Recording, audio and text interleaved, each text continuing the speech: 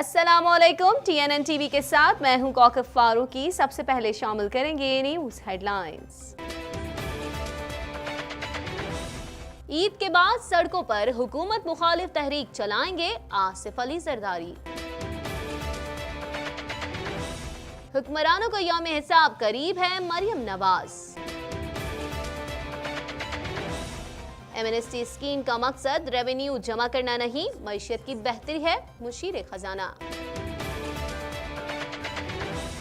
रुपए के मुकाबले में डॉलर मुल्क की तारीख की बुलंद तरीन सतह पर पहुंच गया। असासाजात केस में अब्दुल अलीम खान की दरख्वास्त जमानत मंजूर। मेरी गुमशुदगी के सबब जो लोग परेशान हुए उनसे मौजूद खां हूं, जस्टिस क्लेमेंट गैस्किन। लिबरल्स की जानिब से क्लाइमेट चेंज मोशन की हिमायत। कैनेडियन वजीर खारजा कैनेडियन स्टील और एल्युमिनियम से टैरिफ हटाने के लिए सरगर्म। अलास्का तैयारे हादसे में 6 अफराद समेत एक कैनेडियन खातून हलाक। अमरीकी सदर डोनाल्ड ट्रंप का चीनी हम मनसब शी जिनपिंग से मुलाकात का ऐलान। सऊदी जहाजों पर हमले में ईरान मुलव्विस हुआ तो कार्रवाई में देर नहीं करेंगे अमरीका। हेडलाइंस आपने जानी, खबरों की तफसील शामिल करेंगे इस ब्रेक के बाद।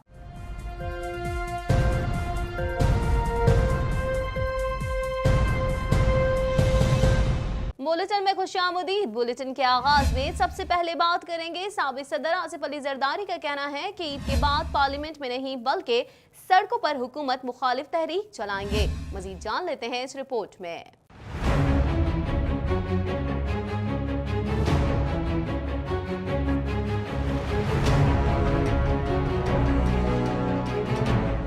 साबिक सदर आसिफ अली जरदारी का कहना है कि ईद के बाद पार्लियामेंट में नहीं बल्कि सड़कों पर हुकूमत मुखालिफ तहरीक चलाएंगे। इस्लामाबाद हाई कोर्ट के बाहर मीडिया से गुफ्तगू में आसिफ जरदारी का कहना था कि नैब और मईशत एक साथ नहीं चल सकती, जबकि माजी की और मौजूदा एमनेस्टी स्कीम में कोई फर्क नहीं। जिसके पास थोड़े बहुत पैसे हैं वो ब्लैक मनी को वाइट कर लेगा, जबकि लोगों को पहले अमीर बनाओ और फिर टैक्स लगाओ। साबिक सदर ने कहा कि बिलावल भुट्टो शहीद बीबी का बेटा है, बिलावल को भी उसी अंगारों पर चलना है। सहाफी ने सवाल किया कि अगर जेलों से नहीं डरते तो फिर जमानतें क्यों करवाते हैं। साबिक सदर ने कहा, जमानत मेरा आईनी हक है, आपको भी जेल साथ लेकर जाऊंगा। ईद के बाद हुकूमत के खिलाफ तहरीक चलाने के हवाले से साबिक सदर ने कहा कि इस बात का उनको भी अंदाजा है, इसलिए तो केसेस बन रहे हैं। पार्लियामेंट में नहीं बल्कि सड़कों पर हुकूमत मुखालिफ तहरीक चलाएंगे। कुछ बात करेंगे मुस्लिम लीग नून की। नायब सदर मरियम नवाज का कहना है कि हुक्मरानों का यौम हिसाब करीब है और नालायक हुकूमत ने मुल्क को IMF के हाथों रहन रख दिया है। मजीद जानेंगे इस रिपोर्ट में।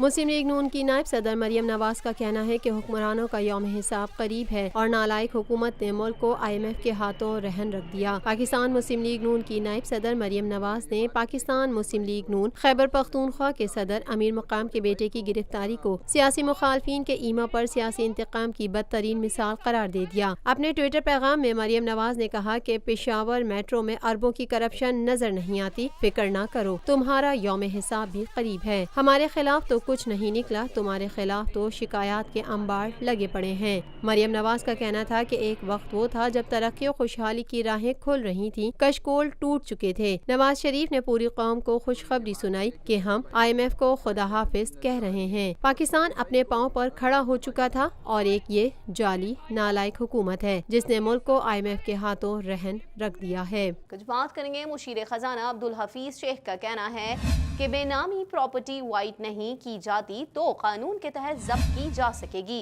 रेवेन्यू जमा करने के लिए नई मईशत की बेहतरी के लिए इस स्कीम की मंजूरी दी गई। मजीद जानेंगे इस रिपोर्ट में।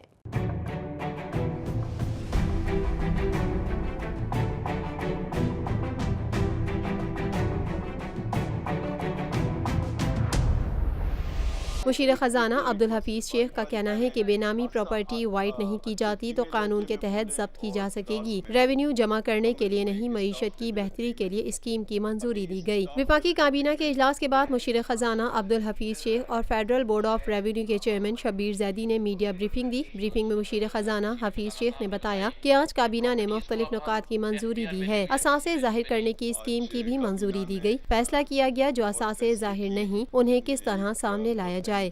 آج کابینہ نے بہت فیصلے کیے ہیں، جن میں ایک بہت اہم جو فیصلہ ہے وہ ایسٹ ڈکلیریشن اسکیم کا ہے، یا اثاثے ظاہر کرنے کی اسکیم۔ اس اسکیم کا بنیادی مقصد یہ ہے کہ جو اثاثے بلیک ہیں ان کو کس انداز میں اکانومی کے اندر لایا جائے اور ان کو وائٹ کرنے کی اپرچونٹی دی جائے لوگوں کو۔ یہ اسکیم جو ہے اس کا بنیادی مقصد یہ نہیں ہے کہ ریونیو اکٹھا کیا جائے، اس کا بنیادی مقصد یہ ہے کہ اکانومی میں ڈاکیومنٹیشن ہو۔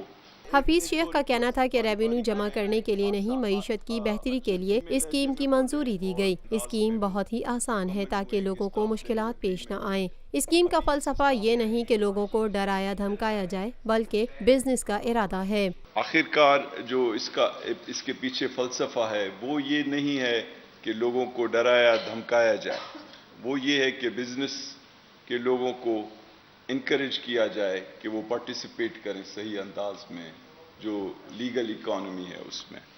انہوں نے کہا کہ اسکیم میں 30 جون تک لوگ شامل ہو سکتے ہیں اور فائدہ اٹھا سکتے ہیں۔ اسکیم میں ہر پاکستانی شہری حصہ لے سکتا ہے۔ وہ لوگ جو عوامی عہدہ رکھتے ہیں یا ماضی میں رہ چکے ہیں وہ اس کا حصہ نہیں بن سکتے۔ سرکاری عہدہ رکھنے والے اور ان کے اہل خانہ بھی فائدہ نہیں اٹھا سکتے۔ جون 30 تک لوگوں کو اپرچونٹی ہوگی اس میں شامل ہونے کی۔ میڈم بھی آ گئی ہیں، we are lucky to have her. نہیں، یہ اسکیم جو ہے اس میں ہر پاکستانی شہری پارٹیسپیٹ کر سکے گا، سوائے ان لوگوں کے جو کہ ایک پوزیشن جو ہے حکومت میں رکھ چکے ہیں اور ان کے ڈپینڈنٹ۔ آئی ایم ایف سے معاہدے کے بعد روپے کی بے قدری کا سلسلہ مسلسل جاری ہے اور ڈالر ملک کی تاریخ کی بلند ترین سطح پر 146 روپے 20 پیسے تک پہنچ گیا ہے۔ مزید احوال اس رپورٹ میں۔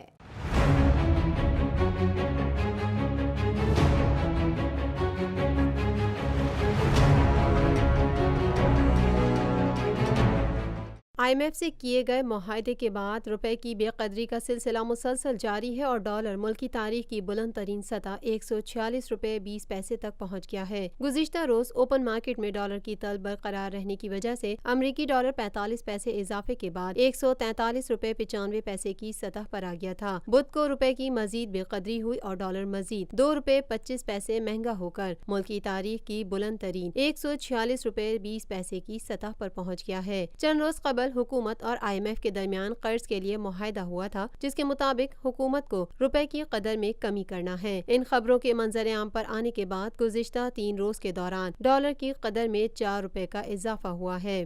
لاہور سے خبر شامل کر لیتے ہیں۔ آپ کو بتائیں لاہور ہائی کورٹ نے اثاثہ جات کیس میں علیم خان کی درخواست ضمانت منظور کر لی۔ جسٹس علی باقر نجفی کی سربراہی میں 2 رکنی بینچ نے محفوظ فیصلہ سناتے ہوئے تحریک انصاف کے رہنما کو 1-1 کروڑ روپے کے 2 مچلکے جمع کروانے کی ہدایت کر دی ہے۔ مزید جانیں گے اس رپورٹ میں۔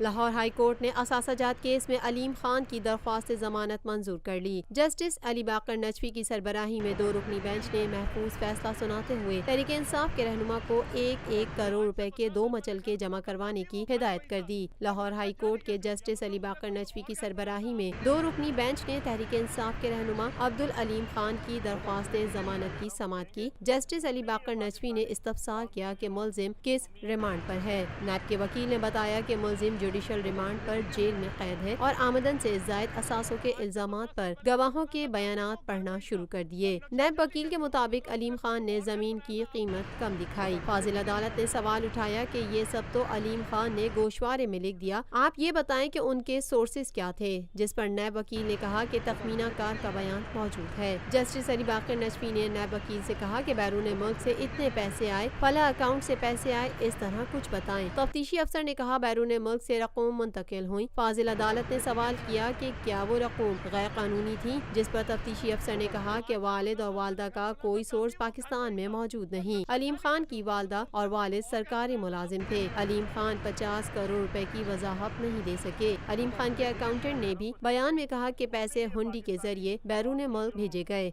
अदालत ने दोनों फरीकैन के वकला की दलाइल सुनने के बाद अलीम खान की जमानत से मुतालिक फैसला महफूज किया और बाद में जमानत मंजूर करने का फैसला सुना दिया। अलीम खान को 1-1 करोड़ रुपए के 2 मचलके जमा करवाने की हिदायत की गई है।